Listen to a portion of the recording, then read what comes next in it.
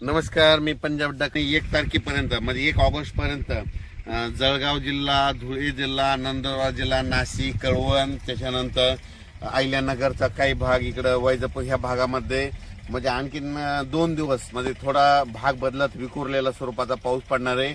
म्हणून उत्तर महाराष्ट्रातल्या शेतकऱ्यांनी हा अंदाज लक्षात घ्या. पण राज्यात सांगायचं झालं तर पूर्व विदर्भ आणि पश्चिम विदर्भ, त्याच्यानंतर आपण काय करू, मराठवाड्याकडू.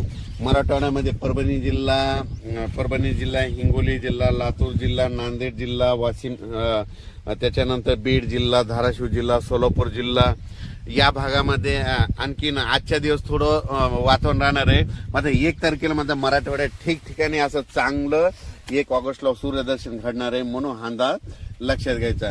त्याच्यानंतर आपण वळू पश्चिम महाराष्ट्राकडे. पश्चिम महाराष्ट्राकडे देखील आज आणि उद्याचे दिवस सरीव सरी त्या चालूच राहतील. पण 2 तारखेपासून तिकडल्यापासून पश्चिम महाराष्ट्राकडे 2 ऑगस्ट पासून तिकडे देखील चांगलं सूर्यदर्शन होणार आहे. म्हणून डाळिंब शेतकऱ्यासाठी आनंदाची बातमी, म्हणून द्राक्ष शेतकऱ्यासाठी आनंदाची बातमी.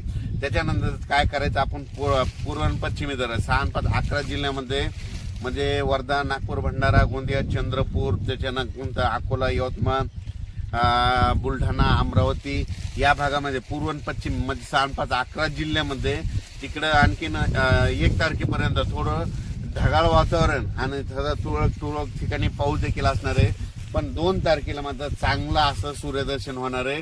2 तारखेपासून ते 8 ऑगस्ट पर्यंत चांगलं सूर्यदर्शन घडणार आहे. म्हणून तुम्ही ती शेतीची कामे आटपा. त्याच्यानंतर कोकण मध्ये सांगायचं झालं तर सांगली, कोल्हापूर, सोलापूर, पुणे हे कोकण पट्टीचा पाऊस मात्र त्या सरीव सरी मात्र 10-10 मिनिटाच्या 5-5 मिनिटाच्या कोकणातल्या सरी चालू राहतील, म्हणून हे लक्षात द्या. त्याच्यानंतर कर्नाटकमध्ये बेळगाव, निपाणी त्या भागात देखील म्हणजे सरीव सरी थोड्याफार येणार आहेत, म्हणून कर्नाटकच्या शेतकऱ्यांनी हे देखील अंदाज घ्यायचा.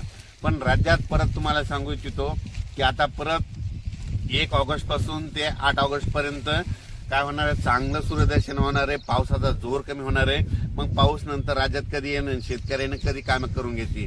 तर शेतकऱ्याला सांगू इच्छितो की तुम्ही काय करा, 8 ऑगस्ट पर्यंत तुम्ही शेतीची कामे करा. पण 8 ऑगस्टला तुम्हाला सांगतो की पाऊस कोणत्या प्रकारे कोणत्या भागात येणार आहे. 8 ऑगस्टला तुम्हाला सांगतो कर्नाटकमध्ये बेळगाव, निपाणी तालुका, त्याच्यानंतर सातारा, सांगली, कोल्हापूर, सोलापूर, त्याच्यानंतर पुणे, त्याच्यानंतर अहिल्यानगरचा दक्षिणेचा भाग, त्याच्यानंतर सोलापूर जिल्हा पूर्ण, त्याच्यानंतर धाराशिव जिल्हा पूर्ण, लातूर जिल्हा पूर्ण, परभणी जिल्हा, त्याच्यानंतर बीड जिल्ह्यात जामखेडपर्यंत, त्याच्यानंतर इकडं नांदेड, यवतमाळ या भागामध्ये हा पाऊस येणार आहे 9 ऑगस्ट नंतर, म्हणून हे अंदाज लक्षात येतात.